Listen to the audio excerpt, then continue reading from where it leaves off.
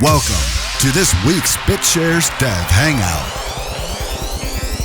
This recording is brought to you by the Beyond Bitcoin crew.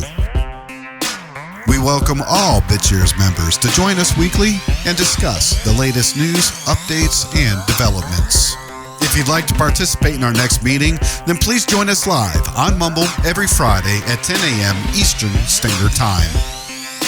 Did you know the Beyond Bitcoin show now has a registered delegate? Please consider voting if you find our Hangouts and recordings useful. The delegate name to vote for is fuzzy.beyondbitcoin. Again, that's fuzzy.beyondbitcoin. The Beyond Bitcoin crew would like to send out a big thank you to everyone who's already voted and allowing us the opportunity to serve the BitShares ecosystem and our valued community members. So once again, welcome and please enjoy the show. Welcome everybody to another Beyond Bitcoin Hangout. Today we're joined by Bytemaster again for his weekly Hangouts and update. Bytemaster is the CEO of Cryptonomex, which is a company that is going to be working on BitShares blockchain as well as others. This is as we move from BitShares being a one-team show, like Bytemaster and his team had originally engineered it, into a more decentralized chain. So with that said, the community is very important here because we're going to be helping to move this project forward. Bytemaster, would you like to take the torch and talk about the weekly update? All right. Well, it's been a busy past 2 weeks since I talked with you guys last. We have been working long hours trying to make sure that everything is ready for the test network. We have started doing our own internal test network over the internet this week. Our goal is to work out as many bugs and issues as possible with the test network before we turn it over for wider community testing. The reasoning behind this approach is if we can still find issues, and it's really easy for us to find things, then it's more efficient for us to do so and fix it than to open it up for the entire community's input. That said, we believe we've completed the basic protocol and things are really starting to solidify. One of the things that we have done is we've postponed the bond market features, not because they're not implemented, but simply because we don't have the resources to thoroughly test them as much as we would like before we could release it, and because there's not a user interface for it, and it's such a niche feature, we figured we'd rather release all the stuff that's compatible with BitShares 1 first, and then follow it with a 2.1 release that includes the bond market feature. That will give the community some extra time to review the proposed changes, and it will also be the first hard fork voted in by the community.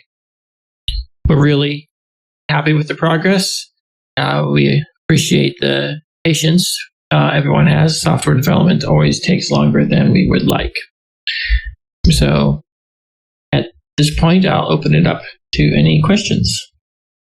I was just going to ask, so I know that there's going to be a 30-minute a 30-day window between when you are all wrapped up with everything and when you're going to be announcing the snapshot date. I'm wondering if you're going to do the same thing for DevShares. I think we haven't figured out what we're going to do with DevShares at this point in time. We're open to suggestions, but that's where we are right now. We might just start a new DevShares chain from one of the test nets. It wouldn't be a bad idea. I mean, it seems like from what the feedback that I've gotten, that DevShares is actually a very big benefit to the BitShares ecosystem testing-wise.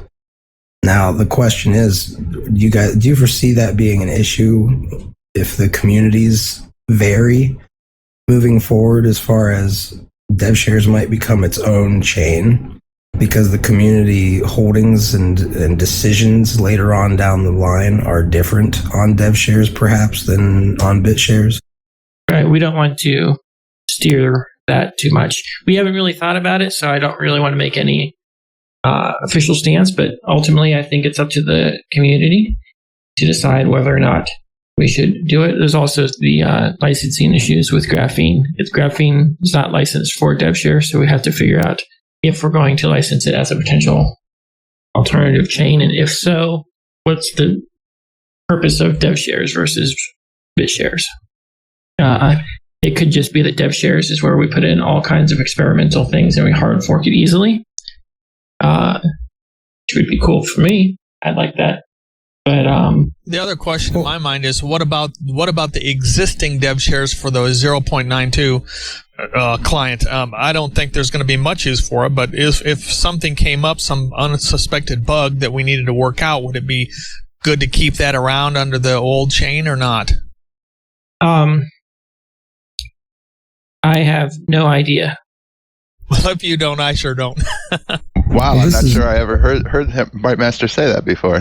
Well, it's more like I haven't been doing too much with DevShares. I've been so focused on Graphene. I don't know what value the community is deriving from DevShares at this point in time. So I guess I'm looking for feedback. Has DevShares been useful to you? And would you like us to upgrade it? How important is it that we migrate the stake, or do we just need a separate chain that performs the same function? Well, in my mind, it's a matter of your debugging process. You know, when you roll out a new change, how is that done? I mean, it's a matter of the process we use for the existing BitShares and whether or not DevShares plays a role in that. Right. So I'm certain that we would want to have a DevShares-like network. The question is, do we initialize the DevShares network from the DevShares blockchain, or do we initialize it to the same snapshot as BitShares? You know, I've always thought, this is just my opinion, but I've always thought that DevShares was kind of cool in terms of, if I have stake in a chain where we can test all kinds of wild and crazy things. How does it say? What does it say? Fortune favors the bold. DevShares might do a lot of things that actually end up giving it value, as far as like maybe a higher risk chain to mess around with and play with, and you never know what will come from it that can be then put over into BitShares without having to worry about risking a big decision that doesn't end up helping the price and maybe hindering confidence on any level. In a traditional development environment, if it's a dev chain for the current, what the market accepts as what BitShares is, be it on Graphene or 0.9, then I would expect that regularly the dev chain would get refreshed from production. I mean, if it's going to be its own thing, then it's more of a sandbox kind of thing. But if it's supposed to be a dev chain for testing things that are going to make it into the production protocol, then it makes sense that it mirrors it as close as possible. Yeah, I agree.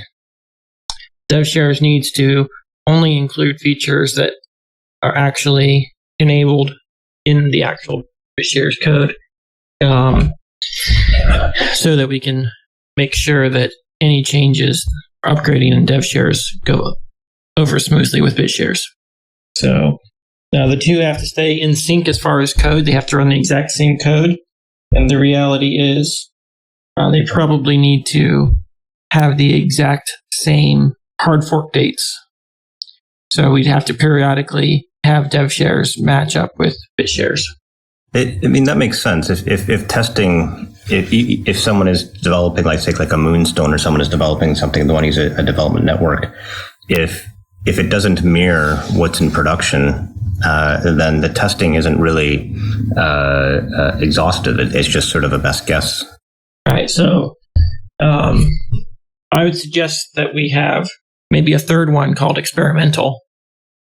That is where all the experimental features can get tested in public first. And then if they pass the experimental one, then they go into DevShares as a potential patch for BitShares, and then they go into BitShares. That makes sense. I mean, it's very common for there to be 3 development environments. You have a sandbox, you have a dev QA, and then you have a prod. And dev QA is supposed to be sort of almost like a time-shifted prod, but sandbox is where you can try all the crazy stuff and typically gets reinitialized from dev QA or production on a regular basis. Mm-hmm. Yes.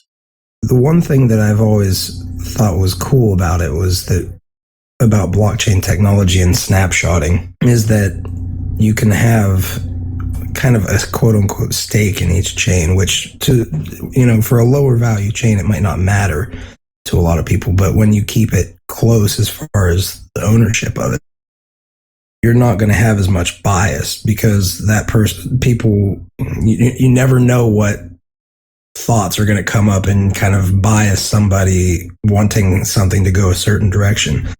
Now, speaking of certain directions, if something were to happen in, let's say, crazy shares, and it's really cool and everybody loves it, and let's put it on dev shares. And then from dev shares, we love it, it's working fine there, let's put it into BitShares. Now, is there going to be an easy way that you guys can think of that we would be able to just move the votes? Or do you guys think that we're just going to have to separately vote every time that something like this comes up? And does that mean that we're going to have form some kind of tool set to make it easier for people to vote on this stuff and move the vote to another chain, like the primary chain? Does that make any sense? It's really easy for stakeholders to vote for hard forks. And well, I mean, if I'm in the dev shares chain, for instance, and we vote on something to go through, or will the voting not be there? It'll just, It'd be there. It has to be there to be an accurate dev shares. So dev shares, you'd have to vote on dev shares to pass something. And if it passes on dev shares, then that's a sign that it's probably going to pass on the main network. Of course, you've got different holders of stake. Developers are probably end up acquiring most of the dev shares. Speaking of voting, is voting going to take place, as I believe you originally said, on a daily basis as opposed to every block basis? Yes. Do you foresee any problems with that in terms of getting things taken care of more quickly? You shouldn't be voting for someone who... I think it comes down to this. It takes 24 hours for everyone around the world to have an opportunity to review the situation and vote. So it takes that long just to get people to update their votes anyway. So calculating it more frequently than that is a significant burden on the network, particularly when we're increasing the number of things that you can potentially vote on. Are there any times when you could see where we might need to override that and make it so a vote takes place and goes through ASAP? I'm just trying to think of any situations where that might be necessary. I suppose we could create an operation that would allow for immediate vote. So it would be like... The challenge is voting can be computationally intensive, and if we have 1 second blocks, it might take a full second just to calculate the vote, which is why it's done at the maintenance interval are slightly longer block intervals. So once a day, you've got a minute of downtime during which all kinds of maintenance can be performed. Yeah, it would almost be akin to like having emergency sessions of Congress. I can't imagine anything that we would want to change in the protocol that would require, a decision in less than 24 hours. I mean, I would hope things would be, a little more stable than that. All right. So the only thing you might want to do is change the set of witnesses. Delegates, when they do their proposals, there's a 2-week review period, so they can't do anything in that time. So you've got like 14 days worth of review during which they can be voted out. So a 1-day vote counting threshold is insignificant. The witnesses, they've got a really simple job. They should, for the most part, just keep their nodes running and be good. So I don't see anything that needs to be updated more frequently than that. Is it still going to be the standard procedure, so to speak, that any emergency patches can generally be, patched in by fiat via the witnesses if they deem that it's crucial to security or whatnot? Yes, any bug fixes. A bug fix is a hard fork that doesn't change the expected behavior. So all we're doing is enforcing what everyone thought code was doing, but was apparently not doing. Those type of changes can be implemented with just the witnesses and the developers. So, of course, the way I'd probably implement it is give 24-hour notice and require a no vote to prevent it from happening. That way, it's still ultimately in the stakeholders' control of it happening. Does that help answer your question, Crypto? Yeah, it does. Thank you. Real quick, Data's asking here. He says, I asked in the forums about the bond market, about it being voted in as a future feature. Is there a possibility the community doesn't vote it in? If so, what does that mean to Cryptonomics doing all that work on it and then not being able to implement it? Or does that process go a certain way that wouldn't lead to that situation? It means we speculated poorly about implementing a feature that no one wanted. So that would be our loss as far as being able to sell it to BitShares. But I'm sure there's someone out there we can sell it to. That's actually a constant struggle in typical development life, in that there's two ways you can go. You can come up with an idea, sell it, and then implement it when it's approved, but that extends the implementation timelines. Or you can do what's called write first, sell later, but then you're incurring some risk. So I guess it's up to Cryptonomics to decide which path they want to take by project. Generally speaking, we implement the features that we want and that we think others will want, and they'll get used somewhere. Going back to the voting question, there was some talk in the forums about the voting, and with respect to voting, we do need some community feedback on what's more important. It's on technical review of migration, because we've now gone through the process of importing a snapshot from BitShares. The process of migrating the votes is extremely difficult and would likely cause us to push back the release date by a week or two, just to resolve all the issues that came up with migrating votes. So we've contemplated just resetting all votes to 0 and having a fresh start on electing things. That will clear out a lot of the problem issues. Now, Newmine was very unhappy about there being 36 paid delegates, and we've got a lot of duplicate accounts, and it's just a very big confusing mess. So we could start with a clean slate and encourage everyone to migrate and vote under the new system. So there's pros and cons with that. I'm curious what you all think. What about registration of delegates? Well, if you don't have the votes, how are you going to migrate those guys over? And I know initially the delegates are going to be the developer staff, but there's certainly a lot more than that now. I'm one of them, for example. So how would we go about migrating those things if we want to clean the slate to 0 in terms of voting? Well, if we clean the slate to nothing, we'd probably appoint a couple people to be the starting witnesses, and then have everyone else campaign. So there'd be no votes for anyone except the people we initially appoint, and we have some big whales vote for them early on so that the network's secure. But that's the basic idea. It seems like that would leave us open for criticism in the future, so that people who were not aware of that, approach might later say, well, I wasn't able to take advantage of it. So an advantage of using the existing chain state to base the initialization on would be that everyone would have an equal stake in advance in order to participate and vote. Yeah, it's just really difficult to say that votes translate. So there's a lot of added risk and complexity in migrating the votes over, primarily because of how votes are done by slate and on balances instead of everything. it would significantly increase the cost of computing votes at every maintenance interval for all time. So it's not just a one-time thing, it's an ongoing burden to have that kind of backward compatibility.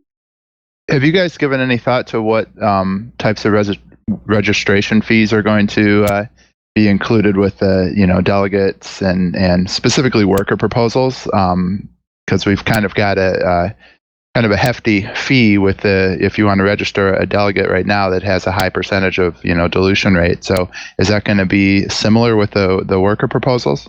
All fees for witnesses, delegates, and workers are probably going to be about $50 or less. So creating one of these things is not going to be terribly expensive. It's just going to be expensive enough that we know you're serious and people aren't going to spam the network with these types of things. But I'll throw this out there as just a piece of information. I'm not necessarily for or against it, but just something to consider that the handful of people that have paid to register high dilution rate delegates that have not been voted into the 101 before the migration to 2.0 and therefore haven't at least had the chance to recoup their fees or anything like that. You still have your delegate.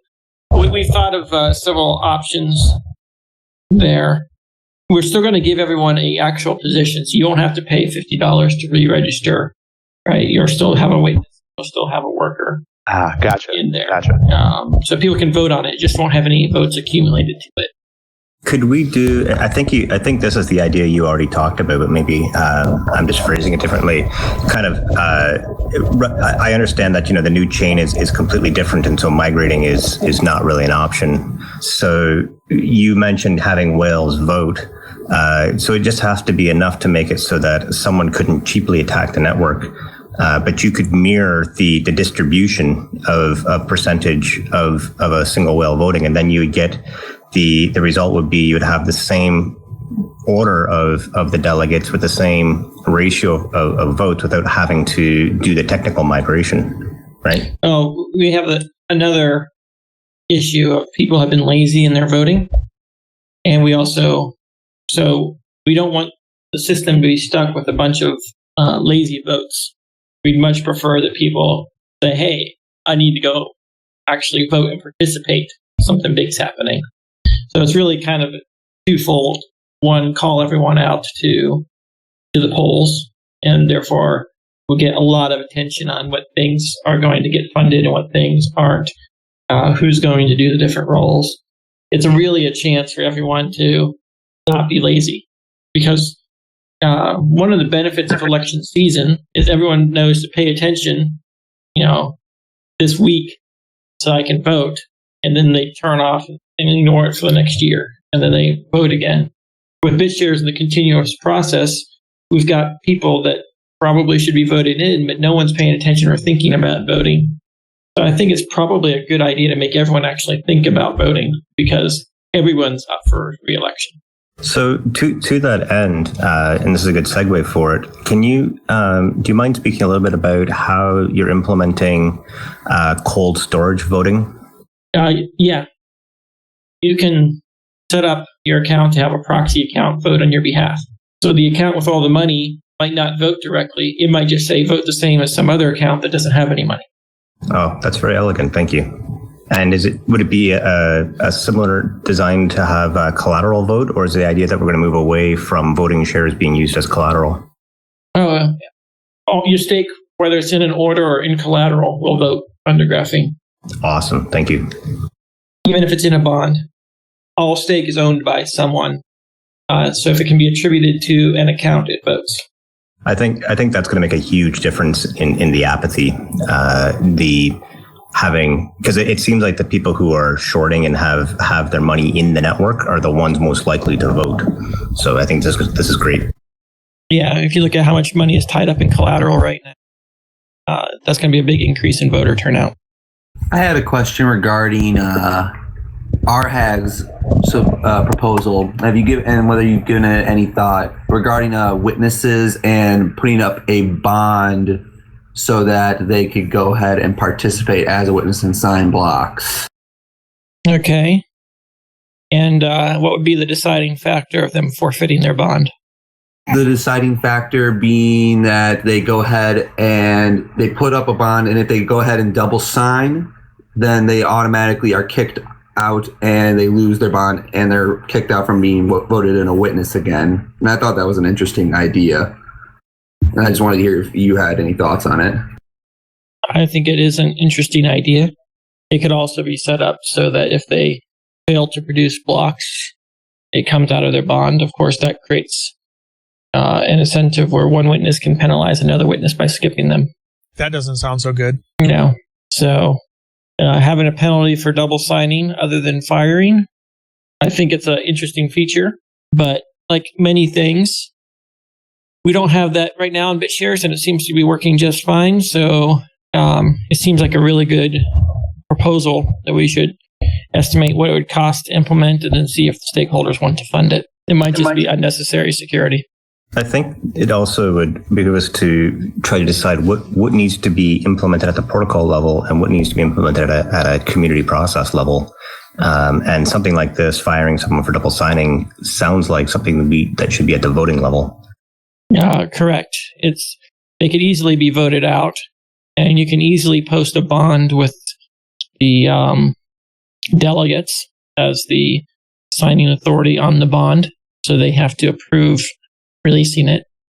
So there's various things that can be done in the current system without actually having to write the code for it. Some of this discussion also bridges upon reputation and issues of identity, which was also brought up in the forum. I'm not a big fan of having a requirement that witnesses have a real-world identity somehow tied to the system, but I think it's something that needs to be discussed thoroughly, and get your take on it for sure, at least right now, Bytemaster. I think reputation is very important in the long run.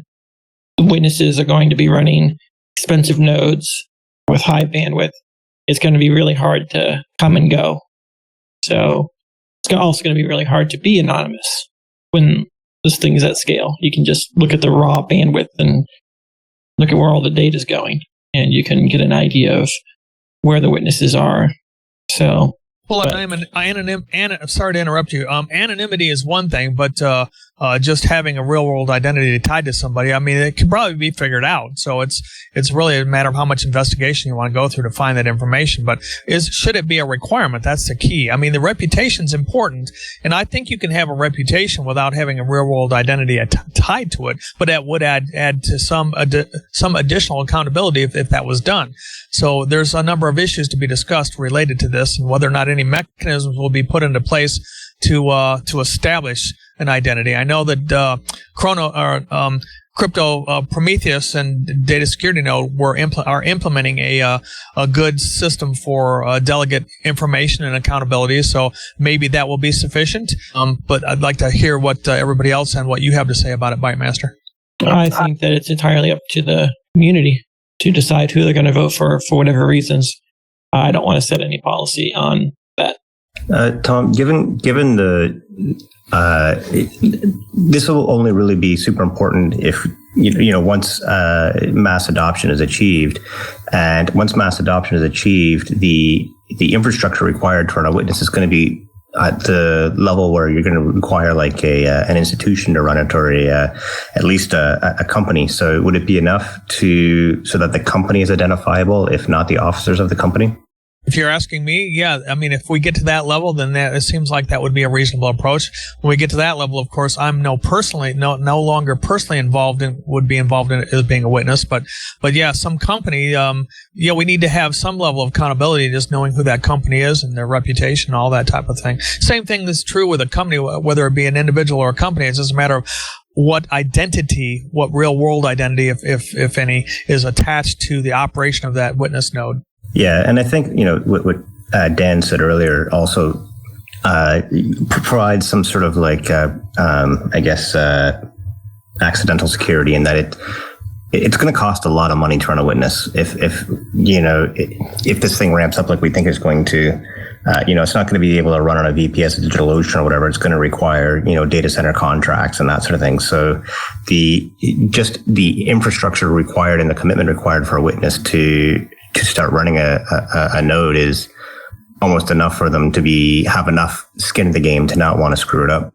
Yeah, I understand what you're saying. And this brings up another thing that just occurred to me when you're talking about how it's going to take big money to run a witness node. I mean, we're getting that, to me, strikes very similar to the situation with miners. Initially, miners were individuals, and eventually the mining hardware had to be so high powered that it requires big money to run them. And I'm wondering if we're running into a similar risk with regard to our witness nodes and the architecture of BitShares 2.0. I mean, first of all, this is not something that's going to happen really quickly. This is going to be something that will ramp up slowly. At least that's my take. Maybe it will happen suddenly, but we need to be prepared for whatever outcome happens, whether it's sudden or gradual. And what you're bringing up, Riverhead, with regard to big money, big huge VPS systems required to run these things.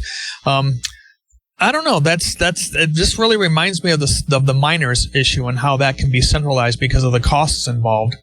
I think the big difference there is that the miners are autonomous in that you can mine or not mine on your own volition. A witness has to be voted in.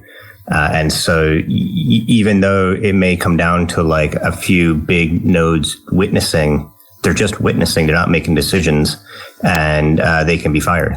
How is it different than the miners, though? I don't quite understand why having a voting scheme really changes what their role is, which is producing blocks. Well, power. A miner can choose to censor stuff, and if they've got enough power, you can't vote them out. They're self-appointed, whereas with enough approval, doesn't matter how much money you have, you can't get the majority of approval. So you might be running a node and witnessing stuff, but no one's going to allow you to sign because they don't trust you. So there's a huge difference between the two. The primary difference is that miners, most of their costs are sunk costs. They pay a lot of money for the privilege of being the witness. It would be, we could simulate the process by saying anyone who wants to be a witness and have the right to produce blocks must burn, however many BTS per block they sign, right? No one would burn money to do that.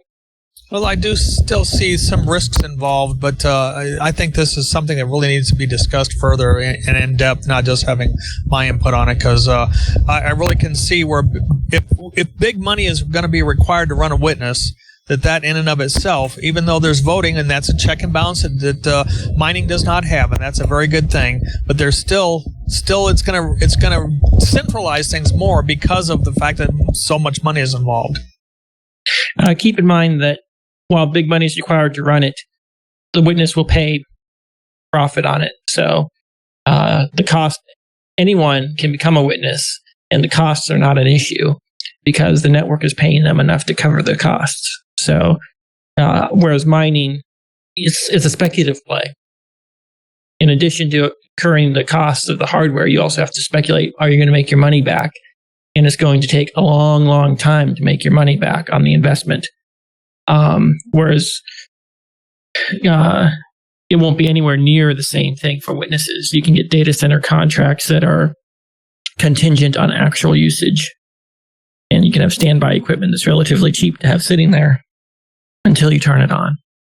So you can also get elected and then turn on your node after you've already been elected. So it's not like mining in that sense either. It's basically a trust position. Okay, well, I can understand that there may be some more upfront costs involved just to secure the necessary big hardware to run a witness node when we get to scale. But that shouldn't be a showstopper issue, and it may be for some people. But I mean, if you got to have what you got to have, and you're right. Ultimately, the costs are borne by the network. That's what the witness gets paid for, is to handle those costs. But the upfront costs may keep some people out. But so be it. I mean, that's just the way it has to be. If we have to have that level of hardware and it requires a certain amount of money to secure it, well, then that's just the way it has to be. The reality is that we should be able to do 1,000 transactions per second using commodity systems. And we'll be a long time before we're at 1,000 transactions per second. So this is an issue that we can talk about later. Let's talk about something that's more relevant to you today. I had a question. What's the future of Quixote style identity management and also BitShares login? Okay. BitShares login depends on people having software on their computer so that the URL redirect can work. That said, we're looking at doing a browser plugin for the wallet.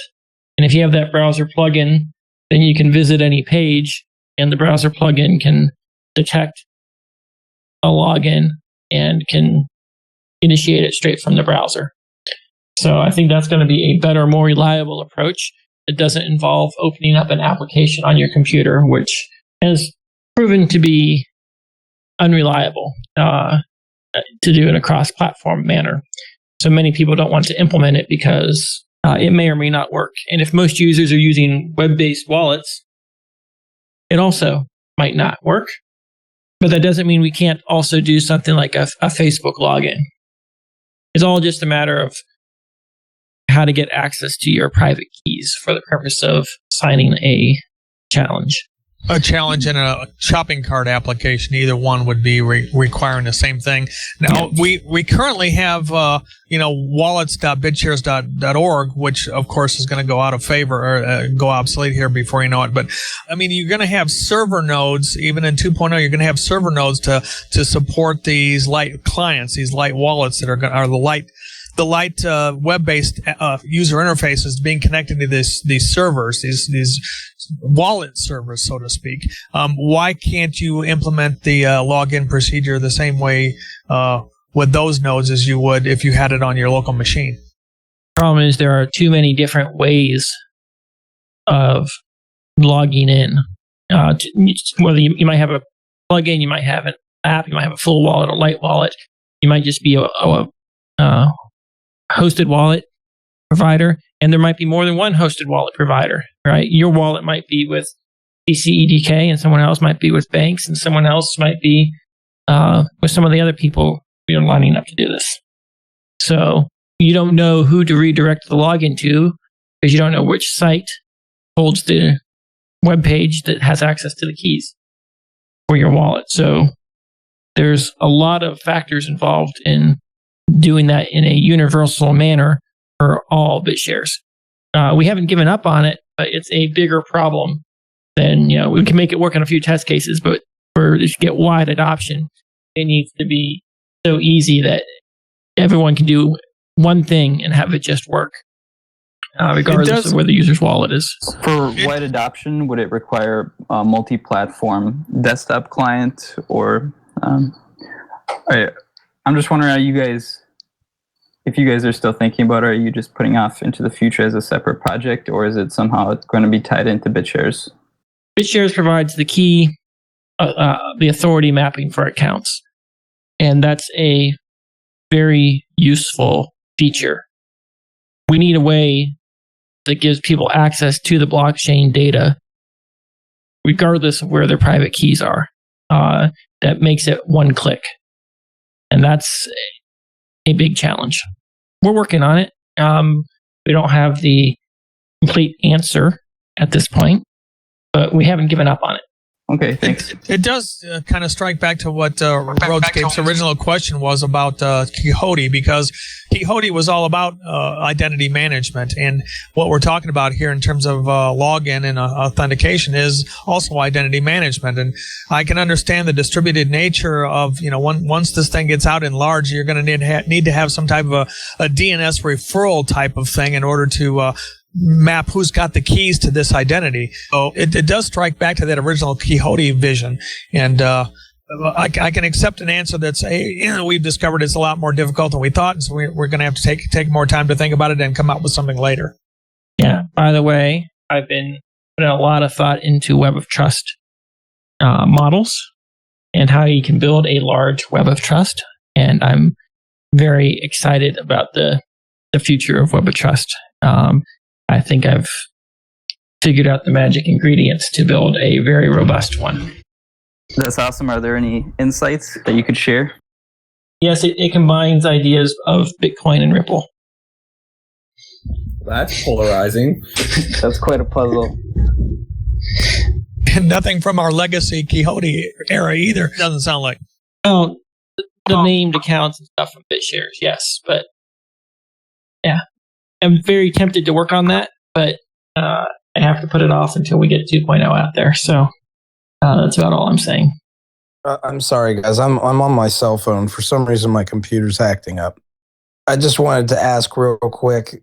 This is something that you guys see, but it's going to have to probably have like a worker proposal or something like that.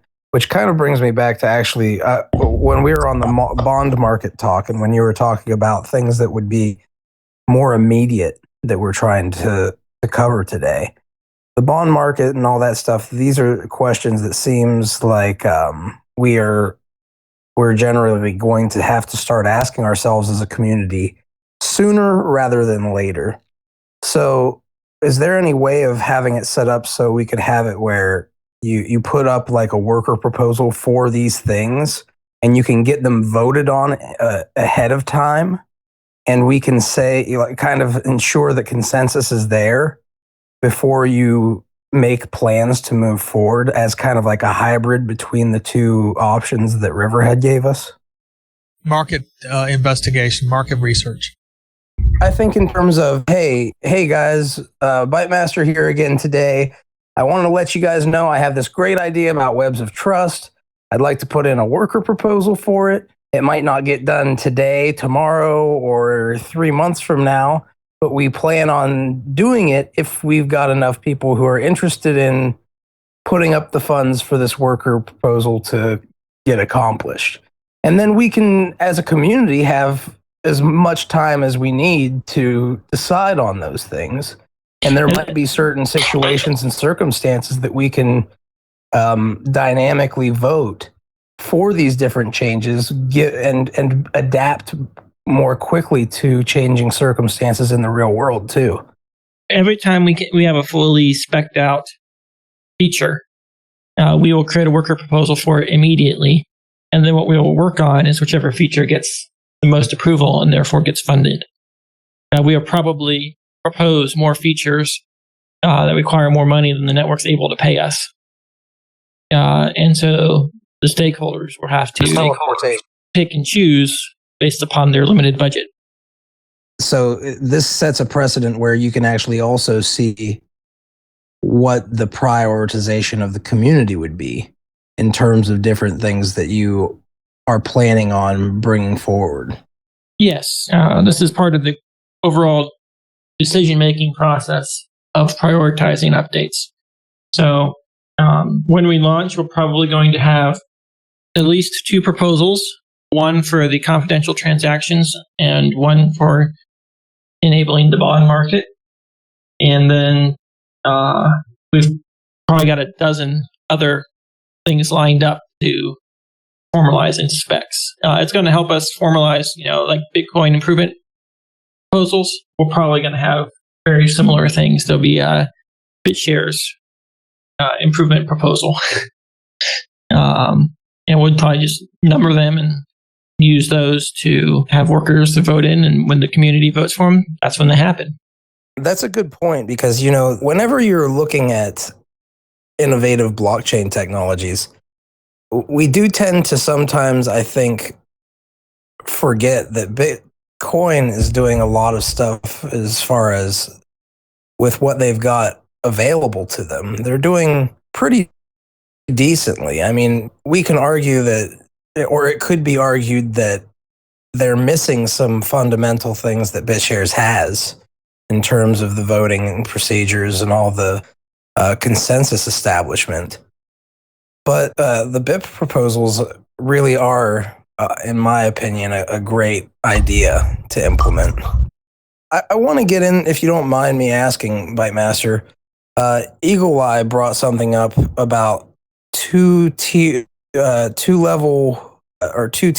multi-level marketing as opposed to just the one-level marketing that is currently established. And he was saying something about approaching it, giving an incentive, a higher incentive for community members to go out and reach out to web pages and refer people who might have web-based services to start using BitShares? Because let's say if I reach out to Dell and I get them to sign on, then I actually might get a percentage of the referral fees through that.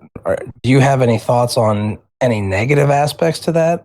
Well, that kind of thing can't be done on the blockchain level because it's not possible to lock in who your referrer is. And so Dell or anyone else would have incentive to say, oh, thank you for pointing that out to us. We're just going to bypass you. So that has to be a trust relationship. We will probably have deals like that in place for people who want to work with Cryptonomex. So we'll do some revenue sharing, commission-based stuff for a landing big partner. I have a question regarding SPV, and I asked you a question on the forum, and I don't think you got back to me on it. But we were talking about whether SPV functionality could actually happen theoretically in BitShares 2.0, and I was just curious to hear your thoughts on how that would work outside of a web wallet, which seems to be what is the primary way for somebody to connect in now. Before you answer that, could you define what SPV is for those of us that don't know? Simplified payment verification, similar to a Bitcoin wallet. Thank you. We have added the Merkle root to the protocol. So it's possible to, if you have just the blockchain headers, to prove that a transaction is included in the network. And it's also possible, just by looking at the transaction, to know the delta balances, the accounts that were affected, and how much those balances changed. So if someone gives you a transaction ID and it says that they sent money from their account to your account, and you have just the blockchain headers, then you can verify that it's true. Now, the challenge is, how do you verify that the blockchain headers you have are correct? And you can't do that without knowing who the witnesses are. And you can't know who the witnesses are unless you can tally the votes yourself. The one solution we've come to with that is anytime the set of witnesses changes, we would publish those witnesses in the block header so that you always know who the active set of witnesses are. And you can trust that chain as long as too many witnesses don't change at once. You can be pretty sure that you've got the right chain just by verifying the block headers. But even with that, you're still talking about a pretty hefty client to store all the block headers at 150. Just keep the numbers simple. 200 bytes per second is how much data you'd have to store in order to do that. That doesn't sound like that much. It turns into, I can probably do some math. 200 a second times 60 seconds times 60 minutes times 24. 424. 16 megabytes a day, which is 6 gigs a year. Again, that doesn't sound like much. It's bigger than Bitcoin. I mean, well, okay. So again, but an SPV wallet typically only gets a handful of the headers, and then it just leaves the rest off. So what would this do in that case? It wouldn't be constantly building on, would it? The question I have is what does this bring to the table that we wouldn't otherwise have? I mean, what possibilities does it bring it? It brings in a handful of user base, so that way people can trust that their private keys are not on another server, as well as they can go ahead and have instant confirmation of a payment. Well, you can have instant confirmation. All this really does is mean that you don't have to trust someone to tell you what the blockchain is. It's like the last 5%. If you trust someone to tell you what the IDs are for all the new accounts and to look up keys and account names and all this other stuff, you don't have to give them your private key. You're just trusting them to report on what the blockchain says. And if it's a wallet provider that's getting a lot of referral fees, they don't have an incentive to cheat you and lie about it. They can't steal your keys, So your keys are secure. So it all comes down to, did you actually receive that payment or not? And you can check that with many different providers. So I think redundancy is probably just the main way of check with multiple parties. And if they all tell you that it was included in the blockchain, then that's about as good as you're going to get. At the very least, all you need to know is instantification as necessary in a DPoS based or a delegated proof of stake 2.0 ecosystem. I mean, the transaction speeds are going to be ridiculously fast anyway, right? We're talking about people that don't have access to the blockchain. I'd like to make a quick pivot here because there's one big topic that I have not discussed, and Data Security Node brought it up, and I'm glad he did. Brownie points. So everyone here today, if you'd publish your BitShares account in the chat log of the conference, you'll get brownie points for showing up today. Because I really appreciate everyone taking their time out of their day in real time, prioritizing BitShares over all the other things you could be doing on a Friday morning. So just for showing up today, everyone's going to get 100, maybe a little bit more brownie points for being here. So what are these brownie points for? Well, I really like to keep track of all the people who are actively engaged in doing stuff for the community. People who are helping to make BitShares a success. People who are helping to make me a success. And it's a way for me to say thank you. It's a way of keeping score. And that's all I can say about what it's for. Generally speaking, I like to put yourself in my shoes. What things could you do if you knew all the people who got you to where you are today in your life? You'd probably be appreciative of it and want to do something for those people. But I can't promise anything. I can't even hint more than I have at things. Because brownie points are the one thing that's not a security. I don't think if I can just imagine the headlines, man goes to jail for issuing brownie points.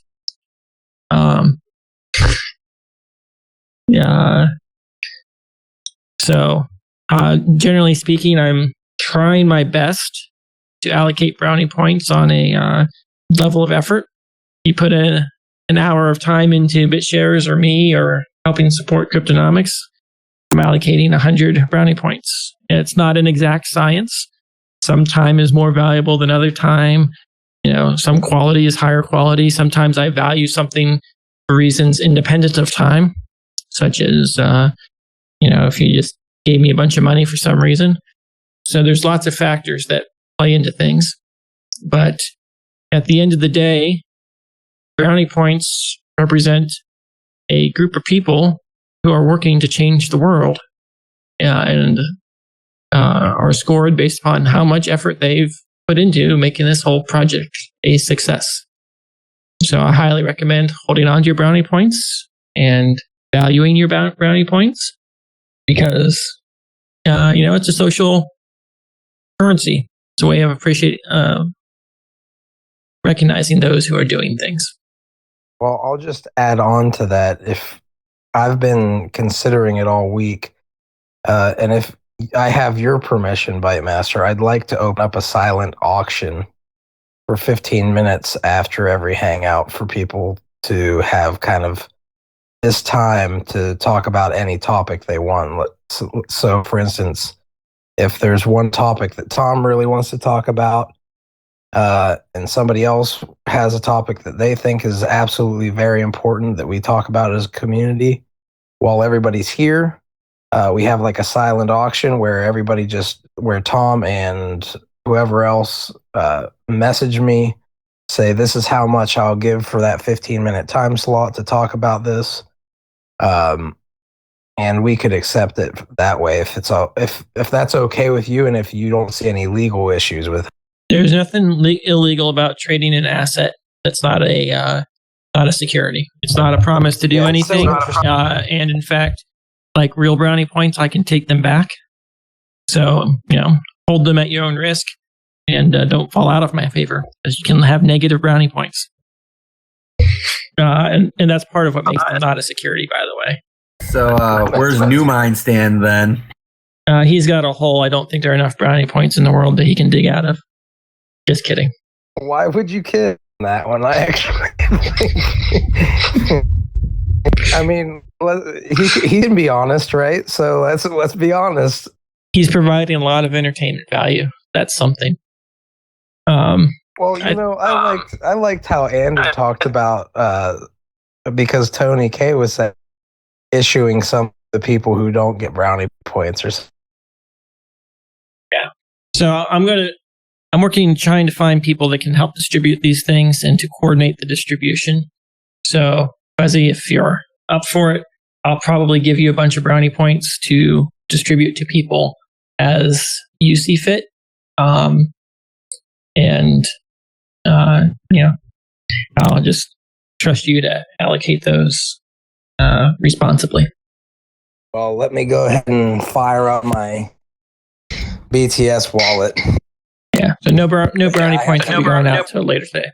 Oh, one more thing. I just got to point out what brownie points reminds me of.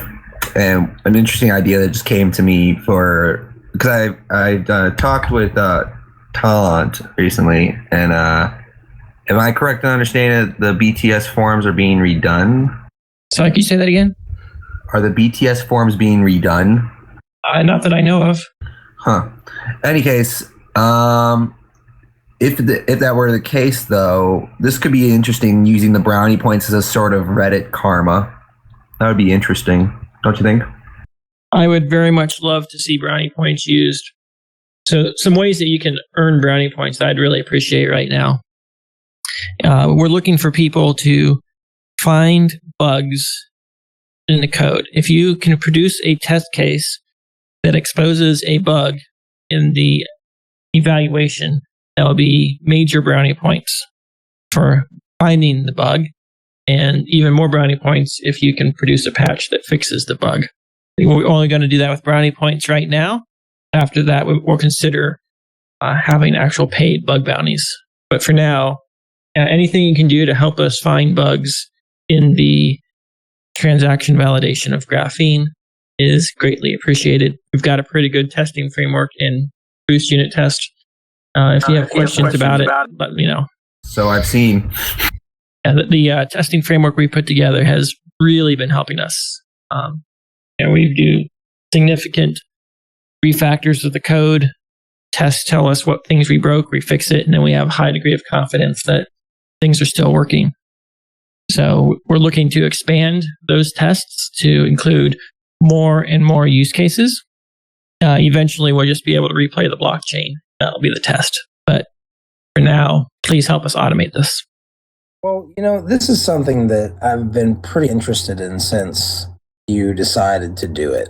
Because one of the things that I've been running into, I wanted to create a user-issued asset a while back. Because what we would do in guilds, when I was addicted to running guilds, get 40 or 50 people together to do something and coordinate their efforts towards something that they all have to be on at the same time, even though they're all in different areas of the world. They all have to be on for long periods of time. And, to coordinate all that stuff takes a lot. So they have systems called DKP, which is like Dragon Kill Points, right? That's what it stands for. And I've been making the analogy ever since I really started thinking about this, where, we're kind of slaying the financial vampires, as Brother John F. likes to say.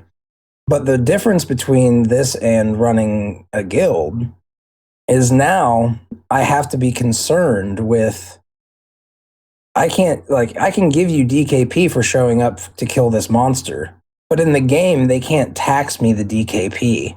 And they can't tax the people who receive the DKP. The monsters can't do that. Then take some of it and then say, oh, well, we're going to use these tax dollars to build fortifications. it doesn't happen like that in video games, which is kind of different from real world. Which is very much why you have to have the contract-free society. You can't promise anything to anyone. It all has to be based upon trust.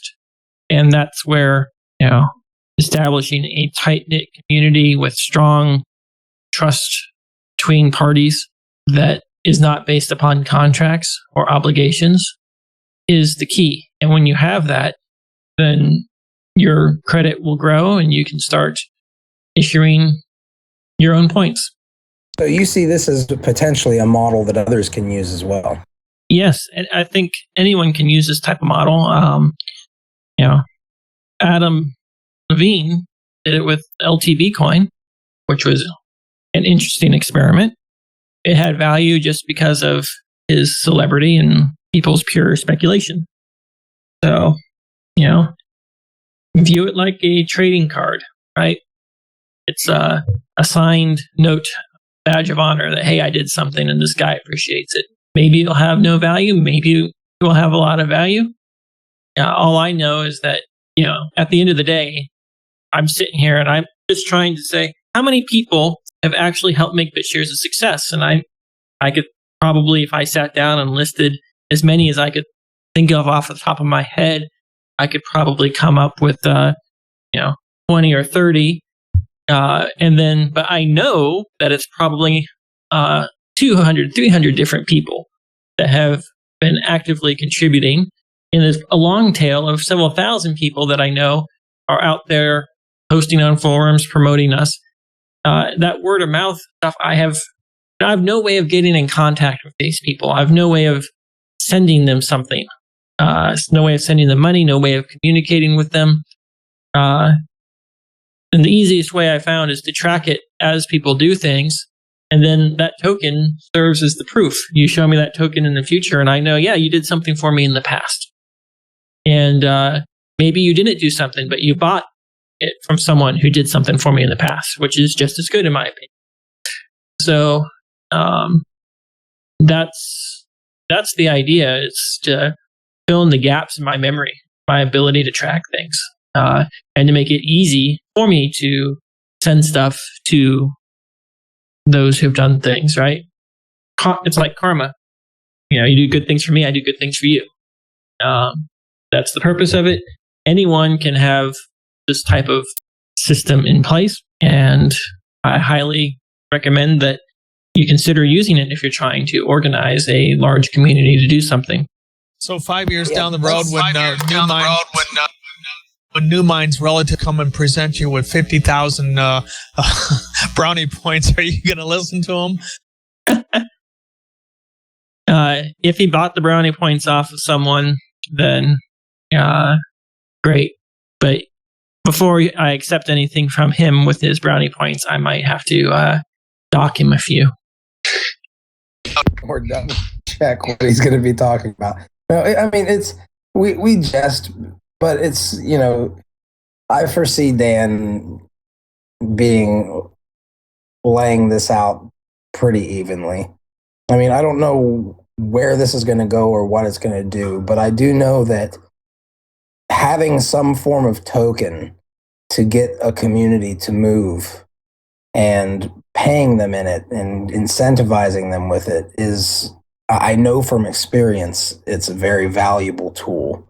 And that's even if that token is not worth a whole lot in dollars or yen or, bit gold, it's still going to have value, especially if it's used internally by us and we accept it for our own work.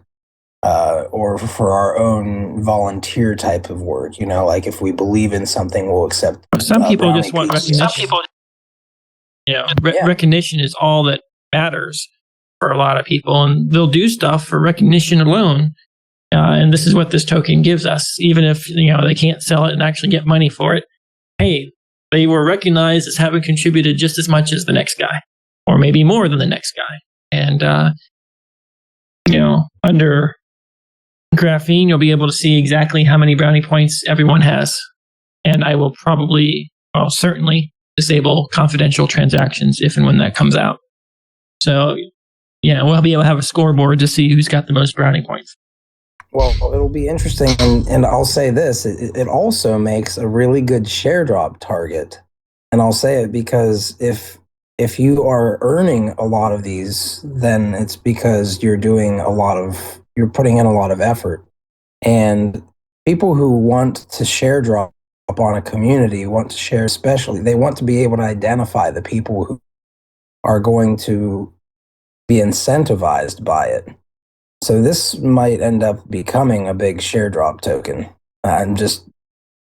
That's speculation on my part, but I can see reasons for it. And that right there is the very reason why people have already been offering to buy it. So it clearly has a non-zero value. I don't know too many people that have offered to sell theirs yet. I would think twice before I sold it. But hey, I think what it does is it magnifies our ability to get things done. That's another tool in the tool chest. And we're going to have many of these types of things. I'm really excited about the long-term prospects and working with all of you guys in the years to come. So this is a long-term project, and we will get there. I'll tell you what, I'm looking forward to seeing this process unfold. I knew from the very beginning it was going to take a while. I mean, if you look at Bitcoin, we're what, 6 years in now? I mean, it's taken a long time to get to the point where Bitcoin is. And that was with the first mover advantage.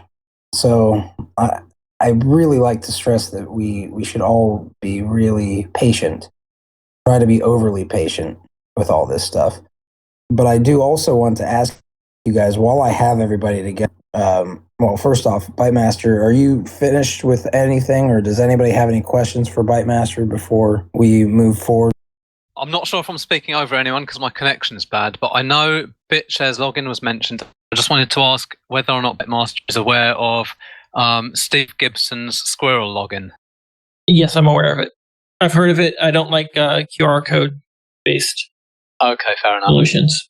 Congratulations, by the way, Bytemaster, on Dev of the Month. Dev of the Month? Is that what you said? Dev All right. Thank you. Well, I don't know if you guys have been looking at GitHub, but I've been heads down in the code doing a lot of work there. So probably one of the most active developers. So I'm actively coding, trying to get BTS2 out. So I'm finally got a team of people that are handling the business development in a way that I'm mostly happy with. So we're getting better at delegating this out, and things are happening. Well, I'm glad to hear that things are moving forward on your front.